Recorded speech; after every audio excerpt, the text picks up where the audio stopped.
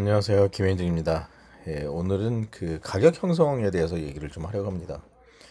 무슨 가격이냐면 전세 가격에 대한 얘기를 하려고 하는데, 오늘 제가 이제 후배랑 일이 끝나고 집으로 가는 중에 그런 얘기를 하더라고요. 자기가 전세가 내년이 만기인데, 내년이 아니죠. 올해 10월인가 만기인데 갑자기 전세 가격을 확 올렸다고 얘기를 하더라고요. 그래서 그 전세 가격이 어떻게 형성되나에 대한 얘기를 한번 좀 하고 싶어서 지금 동영상을 찍습니다. 가격이라는 것은 사실은 가치와 다르죠. 어떤 물건의 가격이 한번 형성이 되면 그 물건마다 약간 다르겠지만 그 가격이 그대로 고정되어 있지는 않습니다. 이것은 이제 수요와 공급에 따라 가격이 오르기도 하고 내리기도 하죠. 예를 들어 수요가 많아지면 가격이 오르고 수요가 없어지면 가격이 내리는 형태가 됩니다. 그런데 이게 꼭 그 원칙대로만 되진 않아요. 또 왜냐하면 수요와 공급으로만 결정되는 것이 아니고 인간의 이기심, 네, 그리고 정부의 정책 이런 것들이 들어가게 됩니다. 인간의 이기심이라는 건 뭐냐면 예를 들어서 어떤 물건의 가격이 갑자기 내려가면 그 가격을 초기에 샀던 그 원주인들은 그 가격을 싸게 팔려고 하지 않습니다. 예. 그러니까 뭐라고 해야 되나, 하방 경직성이 어느 정도 있는 거예요. 싼 가격에 안 팔겠다라는 거죠. 그래서 여기에 인간의 이기심이 들어가는 겁니다. 왜냐하면 자기가 샀던 가격이 있어도 자기가 지금 필요하지 않으면 가격을 내려서 팔면 되는데 손해보기는 싫은 거거든요. 그런 얘기를 합니다. 그럼 뭐 누가 손해보는 걸 좋아하는 사람 어디 있나. 그런데 그 감정을 빼면 가격은 말 그대로 수요와 공급으로만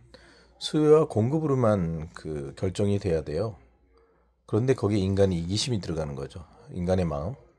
거기서 더 중요한 건 또 사실 정부의 정책입니다. 그런데 전세에 대한 얘기를 하다가 좀 빠졌는데 전세에 대한 얘기를 다시 하죠. 예를 들어서 어떤 마을에 15채의 집과 10명의 사람이 있었습니다. 이럴 경우엔 보통 공급이 3개가 5개가 더 많기 때문에 가격이 하락할 거라고 생각을 해요. 제가 왜 인간의 이기심을 얘기를 했냐면, 이 수요는 10개고 공급이 15개면 가격이 하락할지도 모른다라고 생각하지만 일부는 맞을 수도 있고 맞지 않을 수도 있습니다. 그것은 뭐냐면 15개의 그 주택을 소유한 사람이 가격을 담합하거나, 예를 들어서 자기가 샀던 가격 이하는 팔지 않겠다고 나름대로 생각들을 하고 있으면 가격이 상대적으로 내려가지 않을 수도 있어요. 또 하나, 가격은 사실은 수요자들에 의해 결정이 되는 게 굉장히 강한데, 수요와 공급 중에서 공급이 많은 경우에 그 기준은 보통 소득입니다. 예, 무슨 얘기냐? 10명 중에 소득이 어떤 사람은 1000이고 어떤 사람은 1000만 원이고 어떤 사람은 100만 원이면 1000만 원 사람한테 먼저 선택될 확률이 높고, 그리고 그 부동산의 가격은 1000만 원이 될 확률이 높아요. 물론 1000만 원인데 그 1000만 원이 아까워서 500만 원만 사경하겠다 할 경우에는 500만 원이 될 수도 있겠죠. 그런데 정부의 정책에서 내가 그 말씀드린 대로 대출이 굉장히 중요한 것이 1000만 원이에요. 자기 소득은. 근데 대출이 10억을 해줬어요. 무이자로. 그러면 어떻게 되죠? 네. 수요자는 10억 1000만 원짜리를 살 수가 있게 되는 거예요. 그래서 대출이 무섭다라고 하는 겁니다. 그러면 이 대출을 받을 때 조금 전에 제가 말씀했죠. 뭐가 중요할까요? 예, 이자가 중요한 거예요. 내가 대출을 받았는데 무이자면 무제한 대출이 가능해요. 1000조도 가능합니다. 해줄 수만 있다면. 그러면 내가 1000조로 대출을 받아서 시장의 모든 물건들을 다, 공급하고 있는 물건을 다 사버리면 어떻게 될까요? 매점매석이죠. 우리는 의식주라는 것을 얘기를 하는데 필수제예요. 옷과 먹는 것과 주거, 주택, 필수제인데 왜 의식에는 큰 문제가 없고 항상 주거 쪽에 문제가 생기느냐? 주거는, 자, 보죠. 부동산이라는 말은 움직이지 못하는 동산이라는 뜻입니다. 고정돼 있어요. 그리고 주거는 공급할 때 방글라데시나 이런 그 캄보디아나 뭐 이런 저개발 국가에서 주로 옷을 생산해서 비싼 곳에 선진국에 공급을 합니다. 무슨 얘기냐? 어디서든 어느 곳이서든 싼 가격에 만들어서 대량으로 공급이 가능한데 필수제예요. 그렇기 때문에 가격이 큰 구애를 받지 않아요. 의 같은 경우에. 식도 똑같죠. 식은 1년에 한 번씩 들어옵니다. 보통 쌀 같은 경우에 1년에 한 번씩 재배를 해서 쌀이 생산되잖아요. 과거에는 그래서 굉장히 그 수급이 힘들었습니다. 그런데 지금은 어때요? 대체재가 있잖아요. 빵이라던가 케이크라던가 고기라던가 다른 것들이 굉장히 많아요. 그러니까 쌀이 부족해도 크게 수요의 어떤 혼란, 수요를 때문에 뭐 공급이 딸려서 무슨 가격이 올라가는 것들이 상대적으로 덜합니다. 그런데 주택은 어떻게 되나요? 보통 주택은 공급하는데 짧으면 3년에서 5년 정도 걸립니다.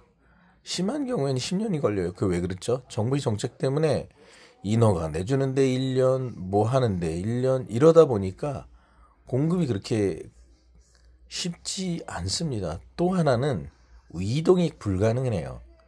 그곳에 딱 붙박이로 붙어 있기 때문에 이동이 불가능합니다. 자, 이제 다시 전세 가격 형성하는 거에 대해서 얘기를 할게요. 앞에 주구절절 얘기를 했지만 내가 소득도 높고 거기다 대출까지 막 받으면 매매가든 전세가든 월세든 어떨까요? 예, 자기 소득으로 살 때나 소득으로 전세를 구할 때나 소득으로 월세를 구할 때보다 가격이 높을 수밖에 없어요. 왜 그렇죠? 수요와 공급 곡선에서 수요는 작고 공급이 많으면 공급이 가격을 결정하는 게 맞지만 이 경우에 수요자들, 부동산의 경우에 수요자들이 감당할 수 있는 가격까지 임대인이 올리려고 합니다. 아까 뭐라고 그랬어요? 인간의 이기심이라고 그랬죠. 본인들이 소득은 관심이 없어요. 왜? 나는 내가 300만 원 받는데 와 이거 너무 비싼 거 아니야가는 의미가 없고요. 받을 수 있으면 더 많이 받으려고 하는 인간의 이기심이 강하기 때문에 전세 가격을 올려볼 수 있는 데까지 올려봅니다. 무슨 얘기냐? 이 사람이 내가 1,000만 원에 내놨는데 들어오겠다네? 그거를 계약하는 사람은 계약할 수도 있지만 그걸 옆에서 지켜본 분위기를 느낀 또 다른 임대인들은 2천만 원에 올려봅니다. 그 가격이 어디까지 올라가냐면 수요자가 감당 가능한 수준까지. 그래서 항상 가격이 비싸지는 거예요. 그런데 여러분 한번 생각을 해보십시오. 여러분의 소득이 내려간 적이 있나요? 무슨 소리죠? 소득이 내려간 적이 있냐니요. 무슨 얘기냐? 여러분들이 10년 전에 신입사원으로 들어왔을 때 회사에 대기업에 들어갔다고 칠게요. 10년 전에 월급이 지금보다 월급이 낮았을까요? 높았을까요? 예, 낮았을 겁니다. 무슨 얘기냐? 시간이 지나면 지날수록 인건비가 올라가게 돼 있어요. 받는 소득이 올라간다는 얘기죠. 그러면 어떻게 돼요? 그 사람이 감당 가능한 수준까지 가격을 올리려 한다고 그랬죠. 예, 맞습니다. 실질적으로 시장에 공급량이 적어도 그럴 수 있지만 공급량이 많아도 가격을 받을 수 있을 수준까지 올리려고 하는 게 인간의 이기심이에요. 자, 시장에 15채의 집이 있어요. 그럼 10채의 집이 가장 비싼 사람 순서대로 들어가겠죠? 그러면 나머지 5개의 빈집은 남아있는데 5개의 빈집이 남아있으니까 10개도 가격이 내려가지 않겠냐? 공급이 많아서. 일부는 맞을 수 있고 일부는 맞지 않을 수도 있다고 그랬죠. 무슨 얘기냐? 10명의 시장에 10명의 수요자들이 소득이 그만큼 되면 임대인들은 그 소득이 감당 가능한 수준까지 올린다라는 얘기입니다. 그리고 시장에 남아있는 5채의 집은 아예 사람이 살 수 없는 컨디션으로 변할 수도 있어요. 그래서 집이 남아도네라는 소리를 할 수가 없는 겁니다. 실질적으로 여러분 지방에 가서 한번 보시죠. 장기간 사람들이 안 사는 집들이 굉장히 많죠. 전라도 지금 실제로 전라도는 2만 가구가 넘는다고 하는데 그런 집들이 굉장히 많아요. 그건 뭐냐면 시장에서 사용될 수 있는 집으로서의 그 숫자가 더 이상 진행되지 않는다라는 거예요. 무슨 얘기냐? 그 5채의 집 중에 깨끗한 집이 있었다고 칠게요. 그 집이 장기간 사람들이 들어오지 못하면 그 집은 컨디션 자체가 완전히 망가져 버린다는 얘기예요. 그래서 그것은 시장으로부터 퇴출당해요. 그 얘기는 뭐냐? 시장의 주거용 주택은 끝없이 공급돼야 된다라는 의미가 되기도 합니다. 물론 그 숫자가 늘거나 줄 수는 있지만 시장에 빈 집이 너무 많으면 공급하는 주택이 줄 수도 있어요. 또 하나 정부가 줄일 수도 있습니다. 그런데 과거에 일본은 그러질 않았거든요. 끝없이 공급을 했어요. 그러니까 이게 어떤 일이 벌어지냐면 컨디션이 나쁘지 않은 그 주택 공급이 끝없이 들어오니까 그때서야 수요자들이 많아도 가격이 하락하게 되는 겁니다. 공급이 늘어나니까. 그래서 전세 가격이 형성이 되는 거예요. 그래서 보통 보면 우리의 소득의 3분의 1, 전생의 소득의 3분의 1 또는 3분의 2 정도가 주택 구입에 입하는 데 들어가요. 아주 오래전엔 그렇지 않았어요. 무슨 얘기냐? 진흙으로 집을 짓는 경우도 있었고 주변에 어떤 물건을 이용해서 직접 집을 짓는 경우가 많았지만 지금은 그렇지 않죠. 예, 집을 공급하는 업자들이 콘크리트라 목재나 이런 정형화된 것으로 공급을 하다 보니까 정형화된 것을 구하기 위해서 기다리는 사람들이 수요자들이 많습니다. 그러니까 가격을 일단은 수요자에 의해서 높은 가격을 형성이 되는데 거기에다 공급자들이 공급을 해도 생각보다 가격이 떨어지지 않는 이유가 거기 있는 거예요. 또 하나 왜 전세 가격이 계속 끝없이 오르냐? 아까 말씀드렸죠. 예전에 신입사원의 월급과 지금의 신입사원의 월급이 틀려요. 최저임금 올라가는 거 보셨잖아요. 최저임금이 내려갑니까? 아니에요. 내려가는 상황이 되는 걸 정부는 두려워해요. 왜냐고요? 디플레가 일어나거든요. 그러니까 정부는 끝없이 올립니다. 좋은 일자리는 없어지는데, 예, 맞아요. 좋은 일자리는 없어지는데 가격은 인건비는 올리려 합니다. 좋은 일자리가 많이 없어지면 인건비를 낮춰서라도 예, 일거리를 늘릴 수 있는 방법을 찾아야 됩니다. 예를 들어 인건비를 100만 원 받다가 50만 원 받으면 많은 사람들이 고용을 할 수 있죠. 예, 내가 자영업을 했어요. 근데 일하는 사람이 별로 굉장히 많았는데 한 달에 한 200만 원씩 달라고 그래요. 근데 이번엔 옆에 사람한테 100만 원 달라고 그래요. 그럼 나는 100만 원 주고 그냥 내가 일 안 하고 그 사람 시키겠다. 이렇게 하면 되잖아요. 그러면 일자리가 늘어날 확률이 높아요. 인건비가 낮아지면서. 그런데 왜 정부는 막죠? 정부가 막아요. 왜 막느냐? 인건비가 올라야 세금도 커지고요. 인건비가 올라야 자산 가격이 올라갑니다. 아까처럼. 그러면 더 많은 세금을 거둘 수 있기 때문이죠. 일자리가 없어서 사람들이 힘든 건 두 번째 문제예요. 그게 정부의 시각입니다. 그래서 전세 가격은 아까도 말씀드렸지만 수요와 공급에 의해 결정되는 게 맞지만 공급이 많다고 꼭 내려가는 것이 아니다. 왜? 대출이 늘어나면 전세 수요자의 금액이 늘어나기 때문에 가격이 더 올라간다, 반대로. 그래서 올라가는 가격은 굉장히 쉽게 계속 올라가지만 내려가는 가격은 굉장히 힘듭니다. 또 하나 아까 뭐라 그랬죠? 인간의 이기심. 내가 산 가격이 있기 때문에 또는 내가 예전에 전세를 내놨던 가격이기 때문에 더 높게 받으려 하는 거예요. 못 견딜 때나 조금씩 내리는 것이지 일단은 더 비싼 가격을 받으려 하는 겁니다. 그래서 여러분들은 생애 최초에 어떻게든 빨리 자기 집을 구해야 되는 겁니다. 월세나 전세를 살지 말고. 자, 그런데 여기서 일본은 조금 달라요.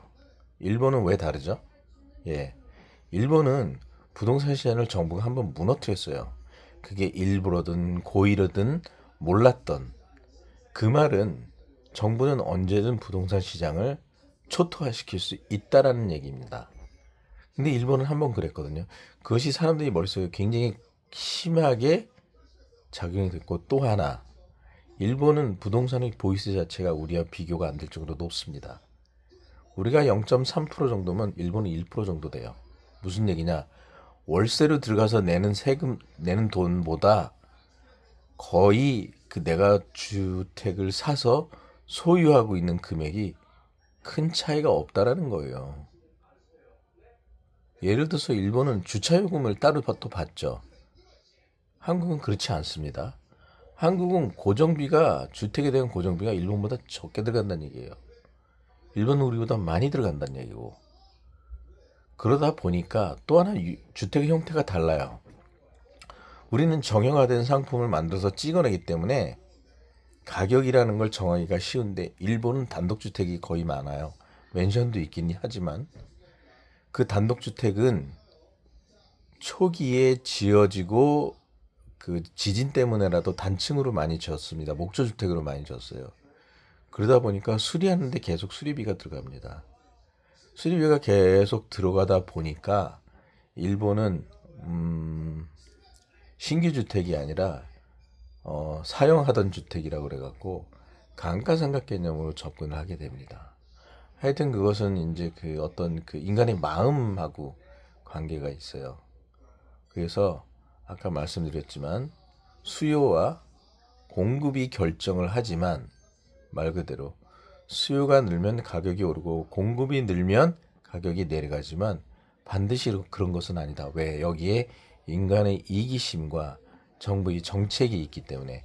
결론적으로 말하면 어떤 상품의 가격, 특히 부동산에 대한 가격은 오르는 건 쉬운데 내리는 건 생각보다 쉽지 않다라는 얘기고요. 다만 아예 어느 정도 버블이 있는 상태는 맞아요. 지금 이 상태에서 이 부동산을 버블을 꺼트리려면 정부는 언제든 무너뜨릴 수 있다라는 얘기를 드립니다. 오늘은 그 전세 가격에 대해서 잠깐 설명을 했는데요.